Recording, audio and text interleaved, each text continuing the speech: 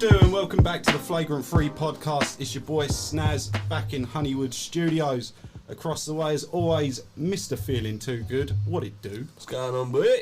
And the man in the middle, Big Mike. How's it going, bruv? Just call me the Oracle after last week. The Oracle. Straight into it after that call. Straight into it after that call. Game 3. Let's talk. All right, Mike. Lead the way, bro. Pretty much as expected, wasn't it? 20 point win for the Bucks. Pretty dominant game. And what we called was the game plan. That, you know, the full court press on Chris Paul. What a difference maker, don't you think? Yes. And it really exposed the inexperienced team. I feel. It wasn't so not only inexperienced team. It was. They actually full court pressed the probably most experienced person in this playoffs. Yeah. And that was the difference maker, because as soon as you put a bit more pressure on him, there were so many silly turnovers, which in game 1 and 2 you just didn't see from Chris Paul. He was very composed, he was running offenses, you know, pick and rolls with DeAndre Ayton. Because they were picking them up full court and they weren't switching so much, that option wasn't there anymore. And they really struggled to find an option 2. When obviously Devin Booker, he finished on, I think it was 10 points in game 3, which was shooting. You know, which we'll come on to that later. But yeah, that was the difference maker, I think, personally. Yeah, definitely. I think you're taking your floor general out of the game, or they're taking the Suns' floor general out of the game. I mean, stats don't show that. He still ended 9 assists. Yeah, 9 assists. Shot 60% from the field, but. You know, he had a couple of silly turnovers down the stretch. 19 points, but a couple of them come in garbage time, which a guy like Chris Paul shouldn't be picking up the final second layups when you know what I mean? It's kind of ridiculous, but as expected, the Bucks performed at home. Hats off to the Bucks for figuring out that gameplay and implementing it. Onwards. Well, it was as we spoke, wasn't it? So I know we discussed it and we're saying that, you know, the one reason why they might not do it is because they don't want to fatigue too early. But what they did is they took advantage of their depth by bringing a lot more minutes to Jeff Teague. You know, Jeff Teague picked up like 14, 15 minutes across the whole game, and because they were running full court press, and Jeff Teague is still a fantastic defender as well, Chris Paul had no respite the whole game. No matter, every time he touched that ball, 3-quarter, full court, he had someone on him that whole game. A good defender on him, no matter what. Yeah, well, Bucks are good defensively all round. You know, they've got a very well set up defensive team, and it really created issues. And it meant that people like Devin Booker had to be called upon a lot more, because obviously Chris Paul couldn't bring the ball up. He struggled at first. You know, 10 points is very unheard of for someone like Devin at the moment. He even played very minimal minutes. You know, it just makes a whole lot more hard work for Phoenix. And we discussed it throughout. They haven't got the depth. Yeah. If these options, if Ayton, and Paul, they went deep as well. They went into. They tried to go deep. Yeah, they went like 11-man rotation in this game. Which yeah, most of that was garbage. Don't get me wrong. At the end of it, but the fact of the matter is, they had no other option. No option was going to turn around and give them real valid minutes. But I mean, you know, down 20 in today's NBA isn't. You know, you're in the finals. Why are you throwing scrubs in? Like it's mad to me. Like. You risk injury is obviously what the coaches do. That's why they throw third stringers in the game. But you're down 20 in today's NBA. That's not a great deal. In the finals. Well, do you throw scrubs in? The only reason why I think is that Monty Williams is a fantastic coach. The only reason why I think he could have possibly done that is sitting there thinking, you've got 2 opportunities to win 1 game away and then go back to Phoenix and take it to 5. So the only reason why I think you could do that is in game 3, if you're already down and, you know, nothing's clicking, bring them out, making sure you go into the next game 4 fresh. And in some aspects it worked, because then Devin Booker went from dropping 10 points to 40. You know, and a massive turnaround for a young guy of 6 years in the league to come back in the finals after dropping 10 points. A lot of people will turn around and say, right, that's it, you've been found out. But to drop 40 the next nerves on the road. 42 to drop 42 in the next game is amazing from him. And I think that might have been the mindset. I think Monty Williams was looking more, look, if I can at least take 1 game away from Fiserv Arena, then it's going to be better when you do go back to Phoenix. Do you see what I mean? Yeah, absolutely. If you snatch one on the road, and you've got home court advantage, it's, you know what I mean. You'd like to think you're a guarantee for it. Not the case. This is the finals after all, and evidently it wasn't the case. So game 4, we'll wrap up game 3. Game 4, Devin Booker, what a performance. Yeah, he kept him in this. What a performance. And, you know, Chris Paul again, terrible game, even worse than game 3. 5 turnovers, 10 points. Still got 7 assists, you know, but the press, you know... Massive factor. Massive factor. And he had 2 crucial turnovers late in the game, which if the Suns don't pull this back, I think it's going to come back to haunt him and be the decisive factor as to why they didn't. If they'd have got this game 4, I think it's a different. It's a different series. It's a different series. Obviously, they played game 5 last night, which the Bucks won in another close one. But we'll move on to that in a second. But yeah, do you know what some of the now massive they're down 3-2, the massive factors in Milwaukee at the moment is not just Giannis having fantastic games. It's the pieces around him as well. Oh, mate, you know, absolutely Chris Middleton had a outstanding. 40-point game. Yeah, it's not Giannis. Like Giannis didn't have a great game in game 4. But you got your Chris Middleton game exactly when you needed it. Yeah, and he's been doing that throughout the whole playoffs. A lot of the players. He's having at least one game a series where he goes, you know, full blown prime Kobe on us. Do you know what I mean? When he turns up, Yeah. and he gives us all he's got. But it's just, and it's not consistent. No, it's not consistent. But this is, you know, in the series you're getting one Chris Middleton game and one Drew Holiday game, and Giannis is going to be consistent. So you never know when you're going to get them games, and they've happened to have both fallen at the right time for the Milwaukee Bucks. You got your Chris Middleton game exactly when you needed it, dropping 40 points in game 4, and you got your Drew Holiday game last night, Saturday 27, was it? Yeah, last 27 night? points, but he's hitting buckets at the right time, making ridiculously good passes and good defensive plays at the perfect time.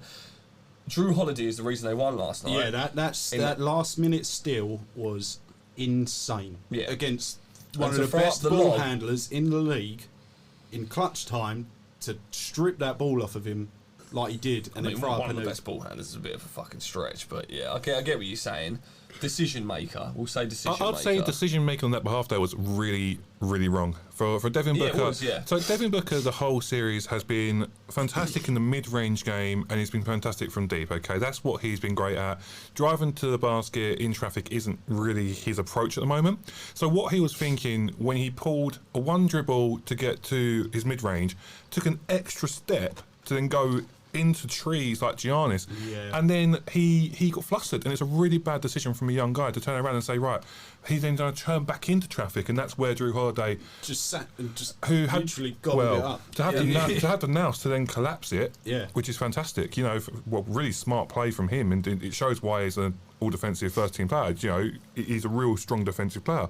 And then to run the floor, throw the lob, which anybody else that lob's going to, they're not finishing. Oh, they're not finishing, but They're not finishing, Anyone but else running the floor with you, you're not throwing that lob. The Greek freak, Stretch Armstrong. I must admit, it looked like he was dribbling out.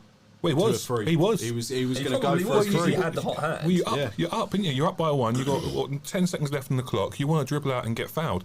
But as soon as he looked up and saw Giannis running, screaming at him. yeah. Throw it! Throw it! At that point, he was on the 3-point line himself. didn't have a choice to He throw just So half a step and then he's in the air. Which is more... But again, it was bad defense. Well, I say that Chris Paul was kind of there, but Devin Booker went to push out towards Drew. When personally, if I was in Devin Booker's shoes, I'd have dropped back to Giannis running. Yeah. Because you'd rather someone shoot a free than take a two. What would you say is the more pivotal play so far then? Would you say it's now Giannis' block on DeAndre Ayton, or would you say it was last night's final play to make sure that that loop took place? I think last night holds a bit more like because it was a game winner, whereas the block led to the win afterwards. No, it's the steal the and block the was to prevent the win. The block was to prevent the win, and the steal was to prevent the win. But obviously, to do that Devin Booker was in a dagger. bad situation. And don't get me wrong, I'm not saying he can't make that shot, but Devin Booker was in a bad situation. I'm going to say the block on Ayton, the Giannis block on Ayton in Game 4 was the bigger play, purely because had they lost that game in Game 4, they'd have probably lost last night and it'd have been over. Yeah, I can see momentum that. shift. Do you see what I I'm would saying? also flip that on its head though and say last night's play was probably bigger because it now goes back into Milwaukee on a potential championship winning game in your home crowd. So what you've done is you've not only look, as we said, Drew Holiday could have dribbled out, he could have taken a foul, gone to the free throw line, all good, all well and done. It's what a normal basketball game would do. To make that decision, to throw that lob, hit the dagger like that, really sink Phoenix in terms of morale because you'll finish it in that style, a massive play like that, to then go into Milwaukee where Milwaukee are going to be rocketing, like literally that arena on Tuesday night is going to be insane. I think that's probably a more important play because it's now putting them into the momentum seat to potentially win a championship. Well, they both go hand in hand. If you want to talk about momentum, they both go hand in hand, don't they? The block in game to win game 3. Was it game 3? No, it was game 4. The block to win game 4 obviously led to the momentum going into game 5, and if the block in game 4 doesn't happen, there's no momentum going into game 5, and then obviously last night doesn't happen, potentially doesn't happen. But yeah, the difference is with the block in game 4 and them taking that game, there's a chance now that they can finish it in Milwaukee. If they lose game 4, there was no way they could have finished in Milwaukee. One thing that the Bucks have really impressed me on in the finals was that they're never looking behind. They're always head up. Yeah, we lost the first 2, but we're going to work it out. Yeah. And they worked it out. And ever since then, it's just been Bucks, Bucks, Bucks. It does seem like a different. It seems like a different Milwaukee Bucks team. Maybe they don't see the Suns as a threat, and there's this confidence running through all of them, apart from Drew Holiday early doors. But I feel like when they played Brooklyn, when they looked scared. They looked scared. As I said in previous episodes, Giannis at times looked like he didn't want the ball. Chris Middleton, same thing. Do you know what I mean? In these games, it's almost like they're playing Phoenix Suns against the Western Conference. They're moving the ball really well, getting it inside, and everybody's getting a piece of the pie. Do you know what I'm saying? And it has been Pat Connaughton, all around. Pat Connaughton's shooting lights out. My biggest fear for the Bucks in the finals was it's going to be the Giannis show or nothing. Giannis never actually been that player though. I think Giannis has never been it's my way or the highway. He's never been that era of player. Not that attitude, no. No, he's always, in terms of performance. He's always been a team player, and this is why they brought people in like Drew Holiday, because Eric Bledsoe was never that piece he was looking for to offer it up, and he's never going to be a give me the ball, I'm going to run the offense type of player like you do sometimes see with LeBron. He has to carry the ball up, he has to be that playmaker. He will allow Chris Middleton to bring the ball up 9 times out of 10, or Drew Holiday, and he'll play off it. The pick and roll screens. He has to play off. Yeah. He has to play off of the ball, and I think this is I think this has really brought this to light now, is that Giannis playing the centre is the best way the Milwaukee Bucks play. He can't be the playmaker. He can't be, the point guard or, standing out on the free. Milwaukee Bucks, and I like Brook Lopez, Milwaukee Bucks are best when Brook Lopez isn't on the floor and Giannis is playing the 5. It's fair shout. It's like we said a couple weeks back, when they're playing off each other, play one or the other, don't play both at the same time. Yeah, it's a constant threat. Inside, it's a constant threat, because when Ayton goes out, who have the Suns got? Exactly. And when you play it how the Bucks have been playing, putting Jay Crowder on him is just all the Phoenix Suns are too small. Even DeAndre Ayton, he's very good defender on Giannis, but Giannis is still that touch too quick. And he's got the spin move. DeAndre Ayton's picking up. Ayton's a centre. Giannis is a 1 to 5. Yeah. At a stretch. Minus a 2 because he can't shoot threes. Yeah, well, I'm not trusting him to take a shot. but step inside the 3-point line, the guy can jam. Oh, So- well, Yeah, well, I'm yeah, alright he's, with that. Yeah, Giannis is. he's got a very soft touch for a big guy, and bearing in mind he's not a great shooter of the ball, so to have a very soft touch yet not be able to have great form in your shot, he's so unorthodox, but it works in certain aspects, and I think that's what they're finding out now. I'm going to flip it and ask you guys the question, because I think now everyone's now thinking that Bucks have the upper hand. You're going into potentially Game 6, which is going to be, you know, in the Fiserv Arena, it's going to be Bucks. Everyone's expecting them to put it out after the last 3 games, seeing how dominant they've been. What do Phoenix have to do to make it go to a Game 7? Pray. I mean, we saw Devin Booker drop 42. And they still lost 40. And it didn't matter. So, in all honesty, they've just got to hope and pray that their matchups pay off and that fatigue sets in for the Bucks. I think what the Suns haven't got, they haven't got a huge bench game yet, which they had in previous series. Now, going back a few episodes to our preview on the finals matchup, we said about the Phoenix Suns playing weaker, injured teams and getting to the finals. Now, we said, is that why the Suns look good, or are they good and they're just exploiting the fact that these teams are injured? Well, they're going up against one of the only teams that has still got a full squad, and the last 2 games have been close. So I don't want to say that the Bucks are that much better. They are heavy favourites going into this Game 6, but momentum is all their way. They've just got 3 games on the bounce. They're at home, like you say. The Fiserv Arena is going to be absolutely rocking. I find it hard to think that a 60-piece from, you know, Booker is even going to get them within a chance of winning this game. No, for me, CP3 needs to have a very good game. A very good game. In what respect? What do you want to see more from CP3? I need to see him move the ball confidently. I need to see him score.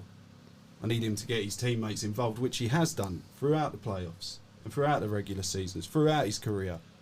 It seems like Chris Paul's got the finals jitters, and the Suns just aren't adapting. He's got something worse than the jitters. He's got a Drew Holiday on his back. That's what he's got. He's got a case of the Jew. Is it? The Drew Holiday. The Drew all over him. That's it. But the Suns haven't figured it out yet.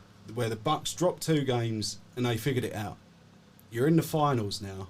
You've made it this far. You've got to prove that you're there for a reason. Now, this is the second time the Bucks have dropped the first 2 games, and Mike said to me earlier in the week that it's almost as if, you know, everybody says about LeBron will always lose his first game in the playoffs because he'll just fill the team out and then do what he's got to do. And it's almost, you know, as you said, it's almost the same thing. The Bucks have dropped the first 2 games against Brooklyn, and now they've dropped the first 2 games against the Suns, and they've figured it out. Whether that's Budenholzer is that much great of a coach that, you know, he can pick his team up from 2-0 down and say, listen, boys, I've got this figured out. This is how we're going to run it, and dominate for the next 3-4 games, potentially.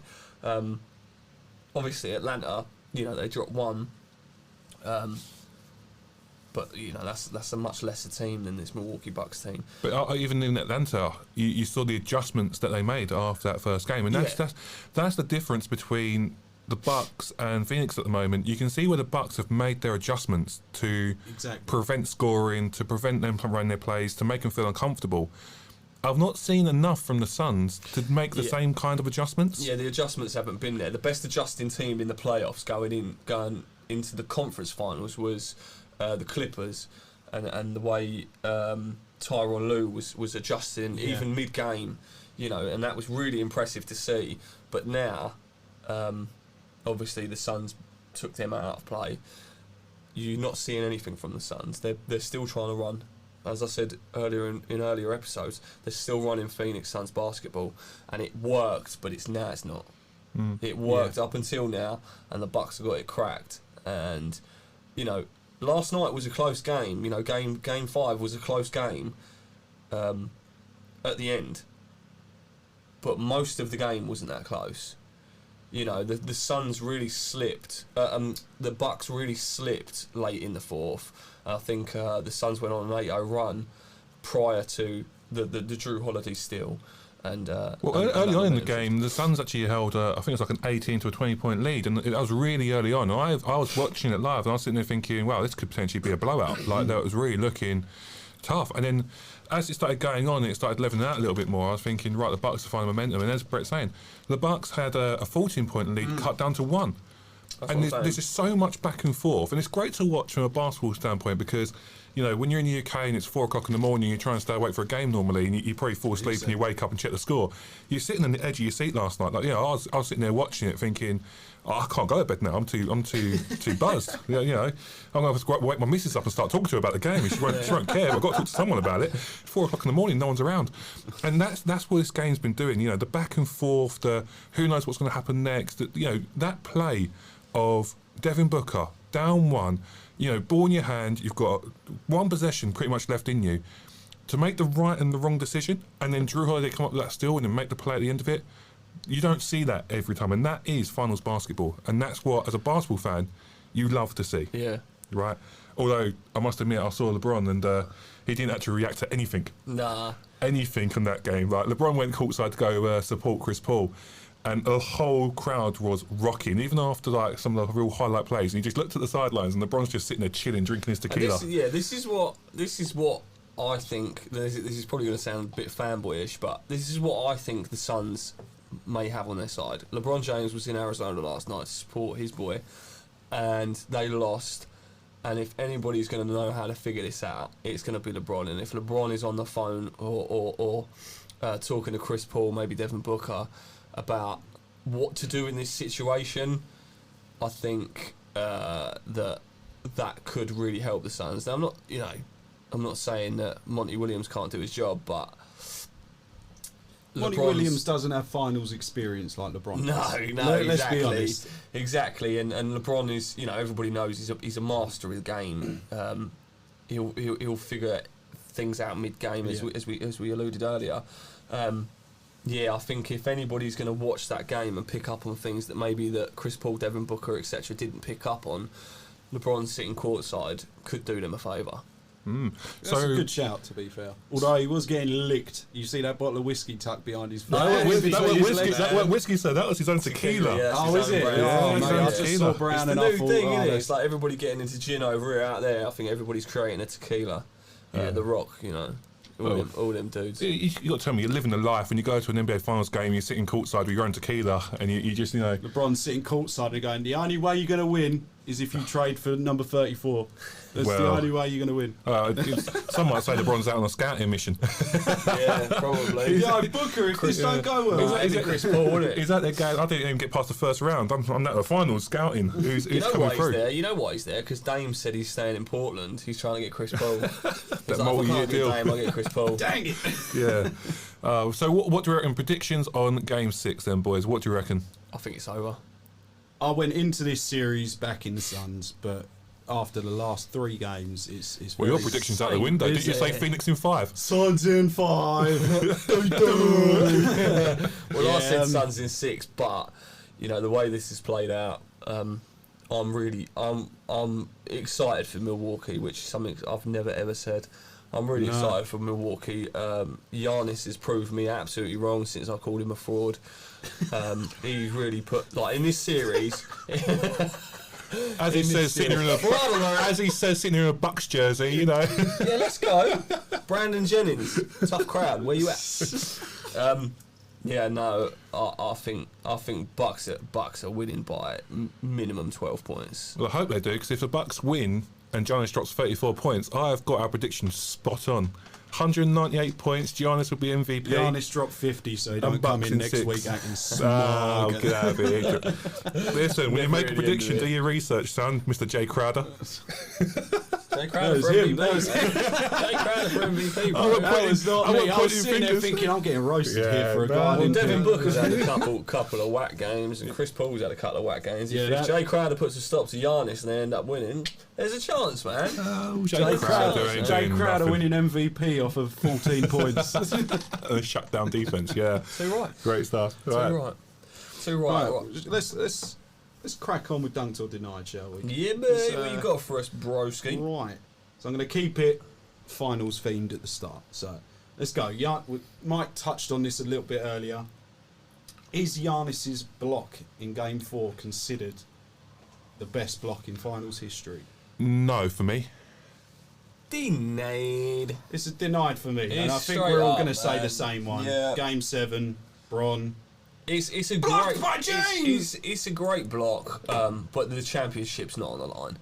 True. LeBron James, Game 7 in the Oracle, championship on the line. Nobody had scored for nigh on 3 minutes. 30 odd years old. Yeah. He's not 6'11". Elbow at the rim. Elbow at the rim, pinned to the backboard. Yeah. There's no question. Bearing in about mind as it. well that LeBron had to run full court to get there. He didn't have to just go across the block. There's no question about it. Yeah. Great, fantastic block. Great block. Still fantastic. Great The block. recovery, Yeah. to recover from the pick and roll when you've left Devin Booker, who you're now face guarding, to recover back to the baseline, to get up. DeAndre Ayton's already in the air. He's already caught that ball, and he gets up and gets his fingers on it. That's it's a fantastic big block. boy. I think well. the That easiest championship ain't on the line. The though. easiest way to explain how great that block is that you've got, I'd say, 9 other fantastic athletes on that floor at the same time, and not one of those other athletes would have made that block. No, That's how absolutely. good that block is. Absolutely. I'm not sure there's a player in the league that would have made that block. I'm I pretty don't think sure. there's another player I'm pretty in the league sure that would've most of made the that guys block. on the floor wouldn't have even jumped. Yeah, they'd have watched the ball go up, Yeah. and they wouldn't. But Giannis- that's perfect And this is what I'm reactions. saying. This is what I'm saying about Giannis. He's really showed out. He's leaving it all on the floor. Well, yeah, you can guarantee And that. I think he knows his legacy's on the line. He's And not I even think- 100%, by the way. Don't forget, he actually hyperextended his leg only a few Yeah. games back. Yeah, There's like, no way was he's that 2 weeks ago, 100%. 3 weeks ago? Yeah. He's not 100% at all. So, fair play. You've got to give him credit where credit is due. I know he gets a lot of credit, but right now, he is... But he also gets Sees called an out a opportunity. lot. So yeah, He no, does. I'm I there. would Giannis love to is putting on see his back. Giannis with a jump shot. But that is absolutely denied. I would love to see Giannis with a jump shot, but Shut up. we'll take Giannis as we get him. Move on. Shut. Has Middleton, after the last few games, has he entered the MVP race? I think you can say he's entered the race, but I don't think if the Bucks win, it's only going to one person. Oh yeah, I think absolutely. right now you're probably looking, if you're going to be honest, you're probably looking at 50% Giannis, 25% Middleton, 25% Holiday after the last few that's games. a fair shout. It's massively in Giannis' favour, but I think the way they've performed, especially, I would probably put Holiday right now ahead of Middleton slightly due to his defensive performances and what he's doing to nullify the threat of Paul and Devin Booker when he's guarding Devin Booker. And for me, I think Chris Middleton, although he had a 40-point game and he's playing well, I think those two, Giannis and Holiday, are still ahead of him in the race if you're going to go down to the wire. Yeah, I mean it's out and out going to be Giannis. Giannis can come out next game, have 10 points. Chris Middleton have 50. I still think it'll be Giannis that walks away with it. Because Giannis is still the presence on the floor that.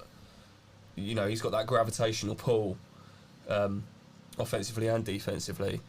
Even if he's not showing out on offense, which in the Chris Middleton game he didn't. I think he only had 26, something 26. Yeah, so from his previous 40-plus point games in the previous two, I don't think it's a question that's denied. It's a dunk that he's entered the race, but it's a denied that he's going to win it. Fair. Right, moving on from the finals. It's all we've spoken about so far. It's what's going on right now. Oh, there's more. There's more. Hit us. So obviously we know Bradley Beal failed a health and safety protocol, COVID tings, and his replacement, another MVP, shacked in a full MVP, JaVale McGee. Tragic Bronson is in Team USA. Are we up or down on this?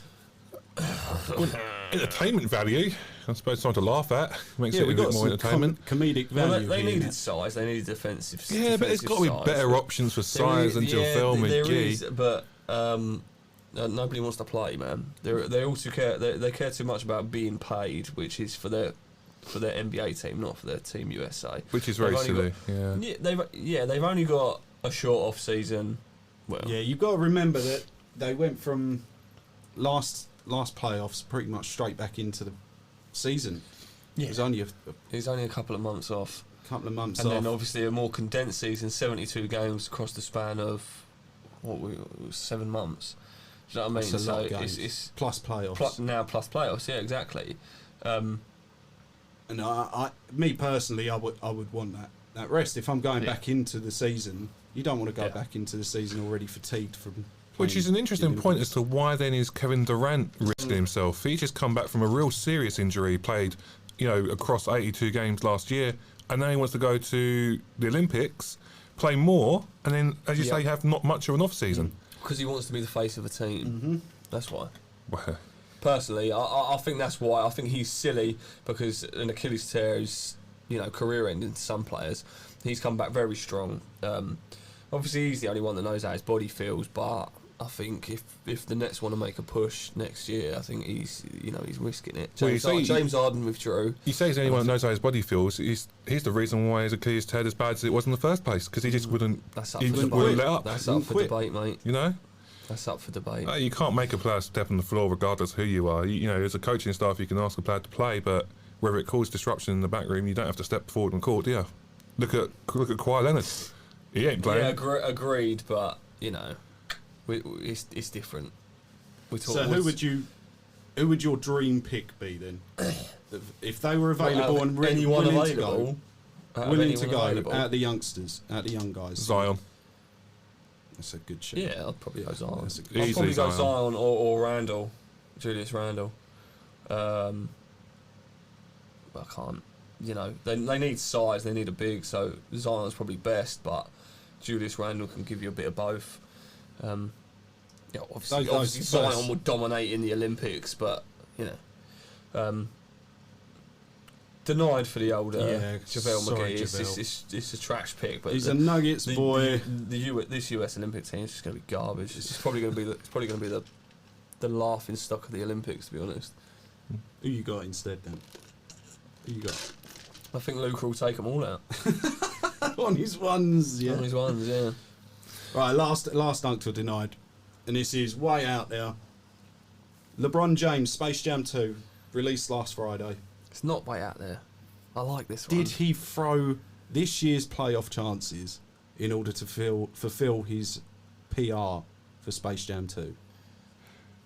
No, I don't. LeBron's too much of a professional to turn around and say.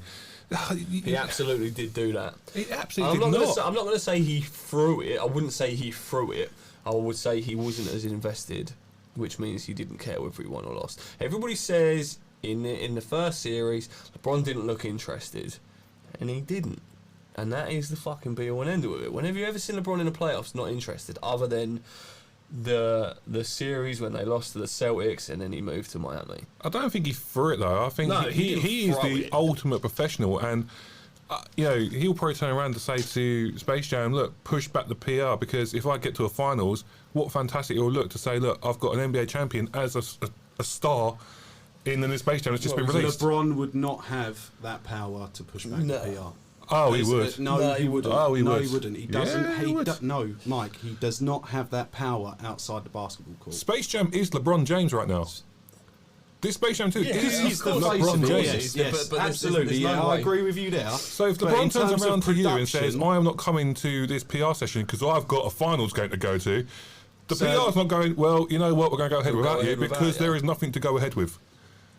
LeBron has that leverage. That's the thing, though, mate. The production and all of that is hundreds of millions. It's ridiculous amounts of money, and it's not the cast that get to choose that. It's the directors, it's the producers, it's all the guys behind. It's all the guys behind all of this. So LeBron would have a say to a degree, yes, for his availability and his commitment to the NBA, which is the reason why he's in Space Jam, because he's the face of the NBA. However, he does not own Warner Brothers. Mate, and Warner Brothers is considered. It's like it was Disney, isn't it? It's a competitor. I get what you're saying, but in the same aspect is that you also need to think LeBron also plays for an organisation which is one of the most well-renowned in the world as the LA Lakers. Now, if you think LeBron's going to Genie Bus and saying, do you know what? I'm going to play these finals or this playoffs, but I'm not going to try too hard because I've got a PR next week. Do you think G Bus is going to go around and go, yeah, take the time, fantastic? Yeah, I do, yeah. Absolutely not. Your style, Genie Bus is more likely to do that than the Warner Brothers execs are. Genie Bus, if LeBron says jump, she's saying where to. They will do anything for him, and he's come out now. last week or whatever, and said that he wants to retire a Laker and he'll do whatever it takes. But he didn't look interested in the series, and I may be fanboying it, but LeBron's better than that. He's not. With AD out, and he knew all this stuff was coming up. He probably just sat there and went, well, "Fuck it, man." Chris Paul's my boy. Let him get a weeks off there before I have to go to all these red carpets and that. Yeah, I mean, I like. We'll leave that one up in the air. I'm dunking that. I'm denying. We'll agree to disagree with this one. I love it. I'm on the line because I see. Oh, jump off the fence. I see both points. I see both. Mike makes some good points. But at the same time, you're going to be that guy. You're going to be that guy. LeBron don't run Hollywood. LeBron don't run Hollywood, unfortunately. All right, so what we got wrapping up?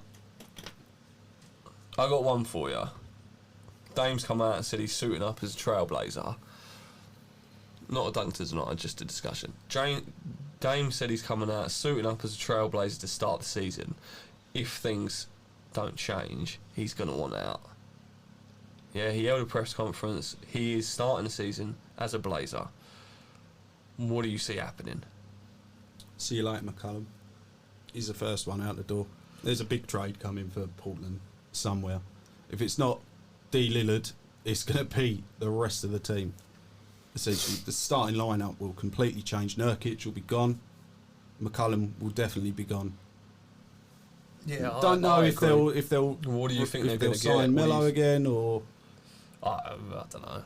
I very much doubt they'll sign Melo again. I think that'll be LeBron trying to get him into the Lakers. Same with Chris Paul. Banana boat Lakers. Banana boat crew. What do you think, Mike? If I'm Portland, I'll probably just cut your losses and trade. I would trade him, yeah. Trade Lillard. You would get more for Lillard than what you would trade him. Well, you get more for Lillard, but you also look. McCollum loves playing in Portland, so you're gonna keep pieces that love playing where they are, and you'll trade a player who Dame loves playing in Portland. He just doesn't. But he doesn't love the idea of what he's getting. Yeah, he doesn't love the idea about what he's going to get from Portland. So if I can get a trade from him and then build a better, complete team, fair play. I'll do it as a Portland. Do I think they're going to do that? Probably not, because Dame Lillard is their franchise player. He's their icon.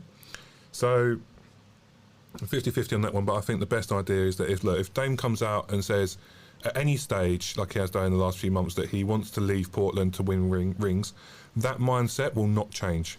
That will never change. No, absolutely not. And no matter what you do. You can't. And once it's on the table, you can't retract it. So look, I think if Portland, you have to go. The sensible thing to do is we're going to make the best trade where your value is high, because his value is very high right now, and then we're going to rebuild, however that looks. Let me put one to you. CJ McCollum for Ben Simmons. Does anything change? No, because then But Dame still wants out. If Ben no, Simmons because Dame's going to sit there and go. But Dame's Ben Simmons isn't taken away from. No, he's not. But he's not really. That's official. That's going backwards for me though. If I'm Lillard and I'm looking at that, I'm going, oh great, I've lost a fantastic shooter to get a guy, and now I've got a guy who plays my position. And if I want to go to the two, he can't shoot. I'm going, that's just backwards, Yeah, but Ben Simmons is a much better floor general than CJ McCollum. I mean, it would allow Lillard to play off the ball, exactly, which it could bode well for Lillard's personal stats. Because Ben Simmons is on the trading block. Oh, rightly so. Yeah. So that's being moved. I mean, I agree with you. I don't think nothing changes for Portland, purely because Ben Simmons has just played with runner-up MVP and still couldn't get anything done. But I think you Joel Embiid and Dame Lillard are two completely different players. I think maybe you look at Ben Simmons in a different light if he's playing with a catch and shoot guy, and someone that can create his own shot. I feel like you're making a bad situation worse. Yeah, I don't think Lillard will have to look at it and go, all right, Ben Simmons is a fantastic floor general, but if I can't count on him if Lillard's having a bad game or if Lillard's being shut down as a scoring option, who's he got? Yeah, you're not going to go to them Ben Simmons and say, drop me X, Y, Z. You can't do that. This is why Philadelphia struggles so much, because they've got limited scoring options away from Embiid. But then you've got to think CJ McCollum isn't top 10 in anything. Ben Simmons is top 10 defensive every year, or for the last 3 years. He's also getting you. But He's you also make averaging. a free throw, man. He also averages 9 on fucking 10 assists a game.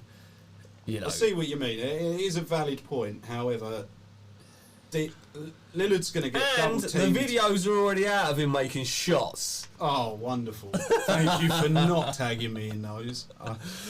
I pray that you continue not tagging me in those. I don't know, man. It's for me. Okay, so let's flip it over to Ben Simmons quick then. Where do you see him working best? Walmart. Yeah, true. He said Walmart. I don't see anything. Man, wrong he's with told that. he can stack them top shelves absolutely fine. Ben, But no, pass me the seriously. scanner, no doubt, behind the That's back. actually wallet. Behind the back, Behind yeah, the- over the head, no look. That's actually tickled me. Revoke his green card, send him back to Australia.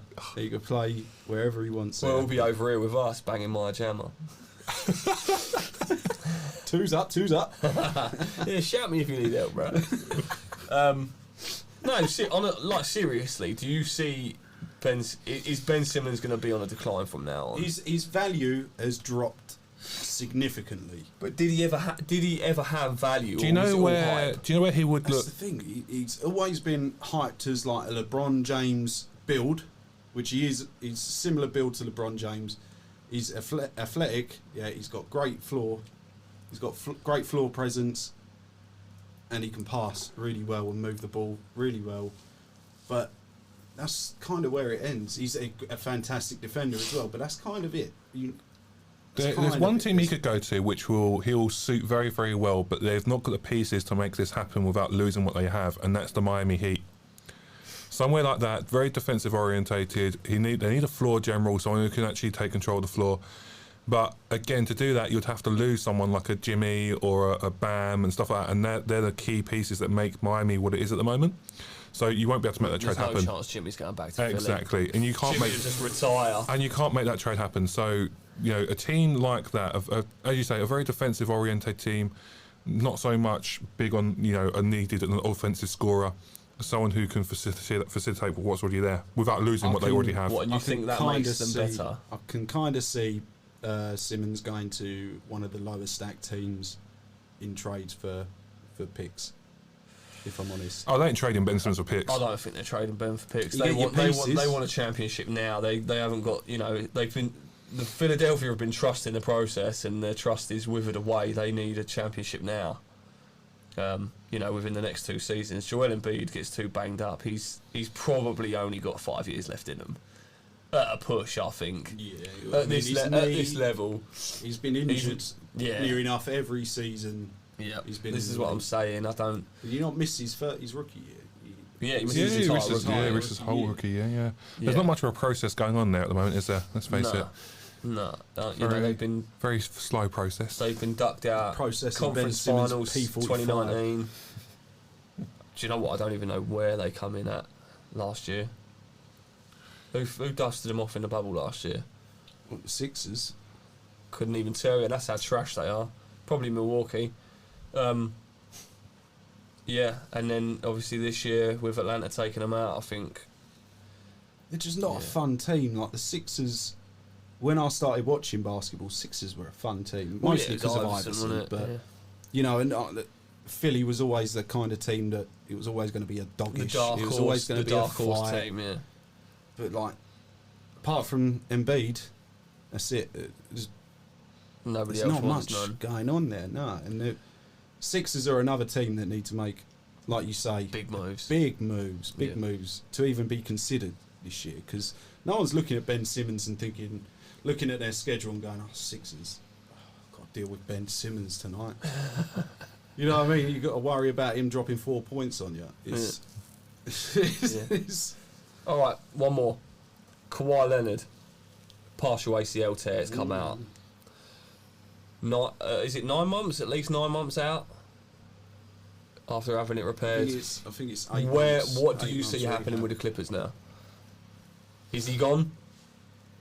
No one's going to take him No, that's it. Nobody's going to take a his top 10 player in the world. with one ACL. An ACL tear is a Nah, bit. not right now. If it was But something like a broken toe or Yeah, but that's like broken hand or that's something. like saying the Brooklyn Nets are done for picking up KD, top 10 player with an Achilles tear. But they also picked up James Harden and Kyrie Irving. No, they picked up Kyrie Irving. James Harden come this year. When they signed Kevin Durant to a ridiculous contract, he had just torn his ACL. Nobody had a clue what was going to happen to him. Not many players have ever come back from an ACL to even perform half the level that they were at. Why would you not do it with Kawhi Leonard? It's just a massive gamble, isn't it? But It is a gamble, and especially gamble. for a player like Kawhi Leonard That's that does the thing. sit He's out. just so flaky. He's just so flaky with his minutes on the floor and like. For wanting to play. Yeah. Yeah, but he's not Kyrie Irving flaky. At least he gives you a reason. Yeah, I suppose, but I don't know. I wouldn't trade him this season. I'm talking about signings, mate. His contract. His contract's up, he's got an yeah. option. I think people are going to offer him the world, mate. To be honest, And they'll be stupid to do so. How old is he now? no, he's probably like 29, and he's 30. So he's at his prime, we'd say. Yeah, of course he's at his fucking prime. He led 2019 Toronto Raptors What to I'm a saying, championship, bro. a few more years Over the best team in and the world. He's going to naturally fall into the decline, Yeah, isn't he? So, do you take that risk in saying, right, we've lost him for this season, but if we sign him to a 4-year deal, we've got him for 3 more seasons. He may not recover. 4-year deal, 4th-year player option. Yeah, we may not. He may not recover from this ACL injury like what KD did, because KD straight up said, "I can play. I'm sitting out though." Like when the bubble got reintroduced, he said, "I can play. I'm ready, but I'm doing what's best for me." Obviously, Kawhi's going to do the same because Kawhi loves to sit down. You know what I mean? Yeah, how's a man tear his ACL by sitting so much? You know what I mean? Walking to the back of the stands, that's what did And it. it's only a partial tear. Yeah. Obviously, For still. me, I honestly, I don't know. I would try and re-sign him, obviously. Wait if I for was the the Clippers. Well, I think that I'm not 100%, but I think they can match any offer. I think he stays with the Clippers. I think personally, I think he re-signs with the Clippers and stays there for longer. Thinking about it now, I can't really see any other team him going to or any other team picking him up. And I think he's well suited to the Clippers if the Clippers can. He's well suited change. anywhere, I think. Yeah. I mean, he's probably the only other player. The Clippers have got a lot more to worry about right now than Kawhi's injury, because as you say, they can match any offer that comes in for him. It's the least of their worries. What they need to worry about right now, if they're the Clippers, is how do you now support Paul George for the next 9 months and make sure you can still make yourself competitive. You know, you got to get rid of people like Pat Bev, people that aren't going to make your team better, and you need to bring in some really, really good pieces around him. You know, the supporting cast for the Clippers is not proving a great image for the Clippers. You know, like Pat Bev with the shove on Chris Paul, it doesn't really promote your team in a good light. Nah, you yeah, know? I mean, I definitely think they're gone Well, for sure. And Boogie. This is a great opportunity. If Kawhi's out for 9 months or 8 months, this is a great opportunity for the Clippers to now build a team that Kawhi wants to come back to. If he's out on the sidelines and he's sitting there thinking, right, I've got decisions to make him want to join the Clippers. That's number one, right? You need to let him sit there and think, right, imagine him as a free agent right now. Imagine you go to the market and say to him what you can offer. You need to offer more than what you're offering right now to make you want to come play back. But this is the thing. Like I agree with what you're saying, but this is the thing. He's out this year, so if he doesn't sign anywhere else and he stays with the Clippers, he's not playing basketball next year.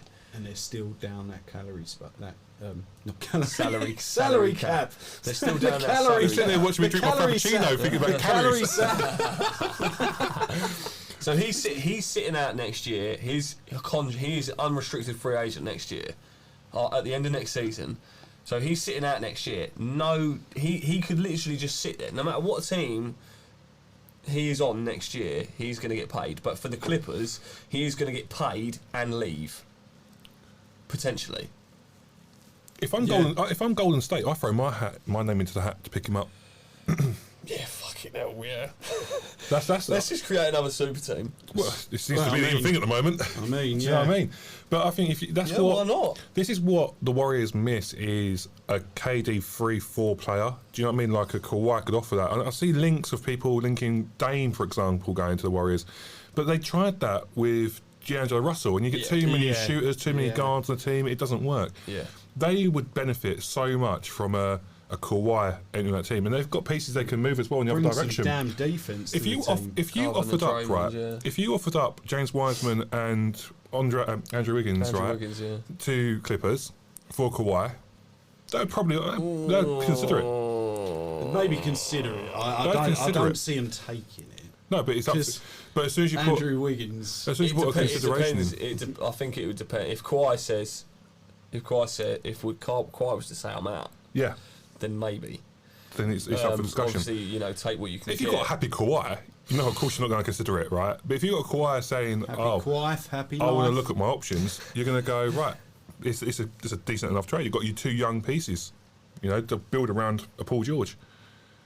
I think for the Clippers this year, they need to keep Paul George happy, and they need to do their best to make a push this year. Is it me or I feel like Paul George is a bit of a bitch, man. He'll just do as he's told. Like he will, PG, you ain't signing anywhere else. My name's Steve Ballmer. I'm one of the top 10 richest people in the world. You ain't going nowhere. You just took the words right out of my mouth. Do you know what I mean? Thinking, Paul George seems to be right now, whereas people would just be like, I'm just happy to play. Yeah. No, sir. 3 bags full, sir. Absolutely, boss. Not a problem. No bacon on the salad, boss. Please, sir, can I have some more? But I mean, put yourself in Paul George's shoes. Your second guy, the leader of that team, he's out for this year. Are you wasting your time? Because you potentially might not win it without Kawhi. You might not even get in the playoffs without Kawhi. They're not going to get a chance. Exactly. So you've got the Warriors coming back stronger this year. The West is a different ball game this year. Next season, I should say. The West is very exciting next year. Yeah. I don't know. I really don't know. I'll be surprised if Clippers make the playoffs next year. I'll be very, very surprised. I think it'll be a fantastic achievement if they do. Without Kawhi, it's kind of. I think with Dame staying, in this off season so far, and if Kawhi doesn't go anywhere, there's not really a big deal happening this off season. Ben Simmons, but nobody cares. It's going to be one of them boring off seasons, and I'm just trying to think of ways to make it a bit more exciting. So I'd like to see a bit more power shift. I think it's the last couple of seasons with LeBron moving out west, KD moving to the east. The power spread a little more. I think it's not going to be so much trade talk at the moment in the next season. I think it's going to be more about breakout years for young players. That's what's going to be more in the limelight. Handing over the torch. Yeah, it's going to be, look, what can Donovan Mitchell still do? Jason Tatum still do stuff? Doncic, the new NBA 2K cover, is he going to be the same Doncic next year as well? It's going to be the young players. Old. Yeah. Is Ja Morant going to get the Grizzlies back to the playoffs again? Do you see what I mean? Yeah. These are the talking points for next season, as opposed to who's going where, I think. And that coming in early doors. Can Zion get the Pelicans to the playoffs? Passing the torch. No, he can't. Brandon Ingram might be able to, though. Agreed. I think it is going to be about this next generation, which is obviously what we've spoken about in previous episodes. They're coming up now. Devin Booker, obviously, he's in the finals. Young, 6th year, going into his 7th year, entering his prime now. It's going to be very interesting. I'm hoping to see. Everybody loves a good trade. I'm hoping to see guys like Fox, MPJ, guys like that. I'm hoping they can step up to that next level and actually be consistent and get more, do more for their teams, get their teams out those dubs. And Jamal Murray's back, so your boys Jamal might actually Murray have a shout. is back. Well, not yet. Soon. Right, we'll wrap it up there then. It's been hella enjoyable talking to you guys. Next time we speak, we might have a new champion. We should have a new champion. We should. Because unless we're going to get another pod in before then, which I very much doubt we shall be doing, we have got a game on Tuesday night, yeah. And then again on Thursday if necessary. we'll have a champ. So We'll have by a the champ. time we're in next week, we are going to have a new champion. Congratulations, Giannis. Yeah, bring it home. Bring it home, Giannis. Bring it home, bro. The prophet has spoken. Mystic Mike. Mystic Mike. Rubbing his crystal balls. You heard it here first. 34 points. Giannis wins championship, game 6. You just read his jersey number. Right, this has been a Flagrant 3 podcast with your boy Snaz, Big Mike, and Mr. Feeling Too Good. Peace. Peace, Peace, guys.